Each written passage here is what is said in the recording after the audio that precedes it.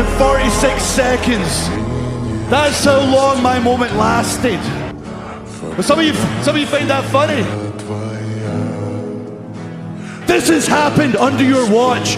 Everything with Punk, WrestleMania in Scotland in front of my people. After winning Money in the Bank, saying I would cash in, that he screws me over. You know, you ever love something so much that doesn't quite love you back as much? Well, that's my complex relationship with professional wrestling. I can't do this anymore. I quit. I prayed for this and it happened. I was the chosen one 15 years ago. Then I got fired. Then I had to work my ass off.